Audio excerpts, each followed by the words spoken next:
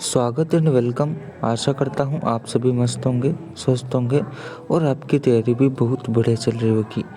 इसी तैयारी को आगे बढ़ाते हुए आज के इस वीडियो लेक्चर में हम कवर करेंगे इंडियन पॉलिटी यानी भारतीय राज्य व्यवस्था से संबंधित हम एक टॉपिक को कवर करने जा रहे हैं जिसका नाम है मौलिक कर्तव्य। ठीक है, जिसका नाम है मूल कर्तव्य। ठीक है दोस्तों, मूल कर्तव्यों से संबंधित हम कुछ इम्पोर्टेंट MCQ को कवर करेंगे जो लगभग सभी प्रतियोगी परीक्षाओं के लिए महत्वपूर्ण होंगे। ठीक है, शुरुआत करते हैं दोस्तों वीडियो की बिना देरी किए। चलिए, सबसे पहला क्वेश्चन हमें देखने को मिल जाता है, भारतीय संविधान के किस अनुच्छेद में भारतीय नागरिकों के मूल कर्तव्य शामिल है। ठीक है दोस्त, अगर हम जब भी भारतीय संविधान में मूल कर्तव्यों की बात करते हैं, मूल कर्तव्यों की अगर हम बात करते हैं तो यहाँ पर हम देखने वाले हैं कि जो मूल कर्तव्य है इसे एक समिति का गठन किया गया था दोस्त, स्वर्ण सिंह समिति। ठीक है, स्वर्ण सिंह समिति का गठन किया गया था 1974 में। और याद रखिएगा यहाँ पर एक संविधान संशोधन होता है, 42वां संविधान संशोधन अधिनियम 1974। ठीक है, 42वां संविधान संशोधन 1976 के द्वारा यहाँ पर स्वर्ण समिति की सिफारिशों पर भारत में संविधान में मूल कर्तव्यों को शामिल किया गया है। ठीक है, याद रखना है कब शामिल किया गया था दोस्त, यहाँ पर 1974 में शामिल किया गया था। अगर हम बात करते हैं तो इसमें कितने मूल कर्तव्यों को शामिल किया गया था, तो याद रखना है यहाँ पर कुल 10 मूल कर्तव्यों को शामिल किया गया था। ठीक है, कहाँ किया गया था दोस्त, तो ये संविधान के भाग 4 के ए में इसे शामिल किया गया था। ठीक है, और आगे की जो प्रक्रिया हुई दोस्त, इसके बाद में जो 11वां मौलिक कर्तव्य जोड़ा गया वह यहाँ पर 86वां संविधान संशोधन होता है। बाद में 2002 में 86वां संविधान संशोधन अधिनियम 2002 के माध्यम से हमारे पास एक और संविधान संशोधन जोड़ा जाता है और यहाँ पर कुल संख्या जो हो जाती है संविधान की मूल कर्तव्यों की वह हो जाती है 11। ठीक है, 11 जो है वह मूल संविधान यानी कि जो तत्कालीन संविधान है उसमें मूल कर्तव्य की संख्या हो जाती है। ठीक है, याद रखिएगा ऑप्शन नंबर यहाँ पर सी जो है एकदम राइट आंसर हो जाएगा। आगे बढ़ते हैं, अगला प्रश्न है, निम्नलिखित में से कौन सा कर्तव्य भारतीय नागरिकों के कर्तव्यों में शामिल नहीं है। ठीक है, अब हमें देखना है कि यहाँ पर 4 ऑप्शन दिए गए हैं, उनमें से कौन सा कर्तव्य जो है वह हमारा मौलिक कर्तव्य नहीं है। ठीक है, अगर हम ऑप्शन की बात करते हैं तो सबसे पहला ऑप्शन आ जाता है देश की सुरक्षा करना और आवश्यक होने पर देश सेवा के लिए प्रस्तुत होना। ठीक है,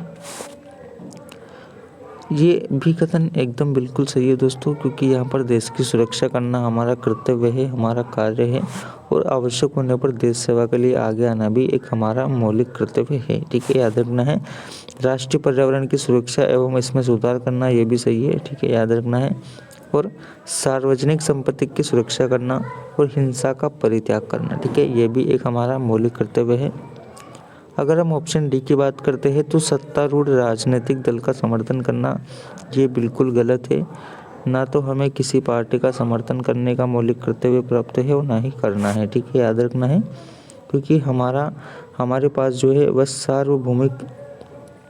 सार्वभौमिक मताधिकार की शक्ति है, यानी कि हमारे वोट की शक्ति केवल हमारे पास है। हम एक गणतंत्र देश है, तो हमें किसी की पार्टी या फिर किसी भी दल का समर्थन करने का कोई ऐसा मौलिक कर्तव्य हमारे संविधान में नहीं है। ठीक है, याद रखना है ऑप्शन डी हमारा एकदम राइट आंसर हो जाएगा। आगे बढ़ते हैं, अगला क्वेश्चन आ जाता है, भारतीय संविधान में मूल कर्तव्य को शामिल करने का विचार किस देश के संविधान से लिया गया है। ठीक है, अगर हम बात करते हैं संविधान में मूल कर्तव्यों को शामिल करने का जो विचार है ये किस संविधान से लिया गया है, किस देश के संविधान से लिया गया है, तो याद रखना है ये पूर्व सोवियत संघ यानी जो तत्कालीन रूस है, इससे हमारे देश में मूल कर्तव्यों को शामिल किया गया है। ठीक है, याद रखना है ऑप्शन डी एकदम राइट आंसर हो जाएगा।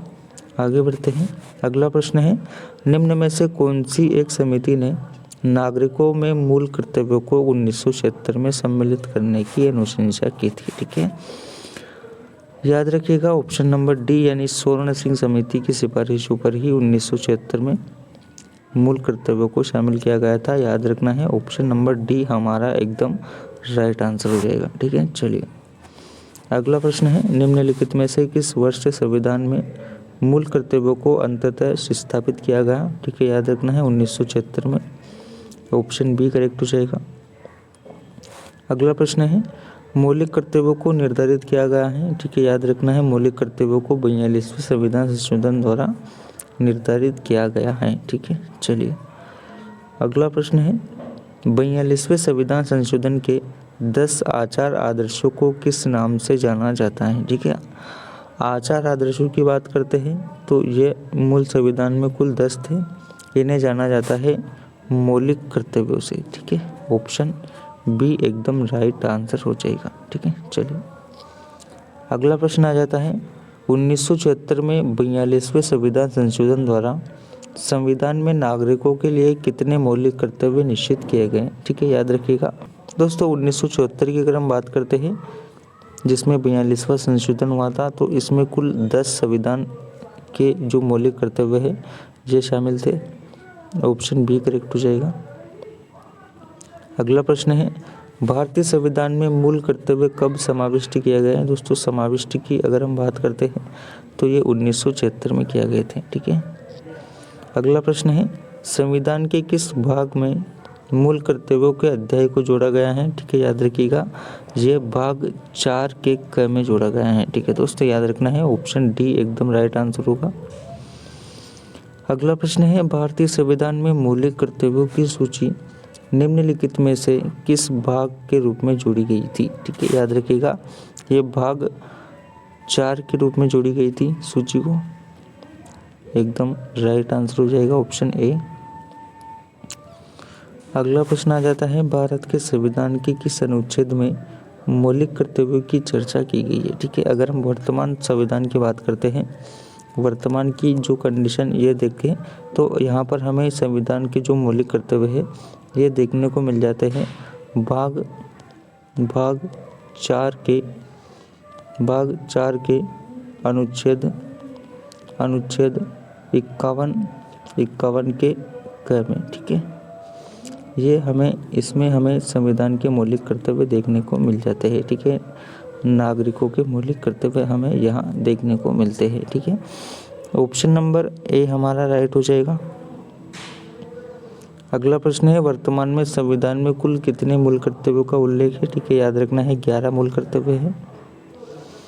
अगला प्रश्न है, किस संविधान संशोधन अधिनियम द्वारा संविधान में मूल कर्तव्यों को सम्मिलित किया गया था? ठीक है, याद रखिएगा 42वां संविधान संशोधन अधिनियम 1974 में मूल कर्तव्यों को शामिल किया गया था। ऑप्शन नंबर ए हमारा एकदम सही हो जाएगा। ठीक है, चलिए अगर हम अगले क्वेश्चन की बात करते हैं तो यहाँ पर आ जाता है, संविधान में उल्लेखित मौलिक कर्तव्य किसके लिए हैं? तो ये है हमें सभी नागरिकों के लिए। ठीक है, याद रखिएगा सभी नागरिकों के लिए मौलिक कर्तव्य अनिवार्य है। ऑप्शन नंबर बी एकदम करेक्ट हो जाएगा।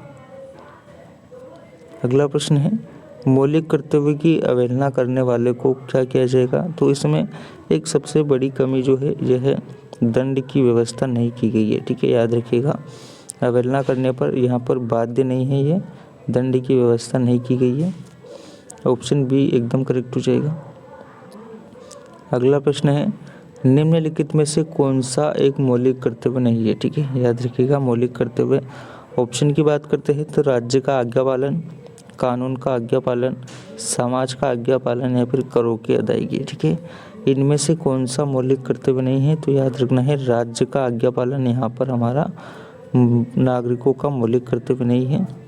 ऑप्शन ए एकदम राइट हो जाएगा। ठीक है, चलिए आशा करता हूँ आप सभी को वीडियो पसंद आया होगा। अगर अच्छा लगे तो चैनल को, वीडियो को, चलिए टेक केयर।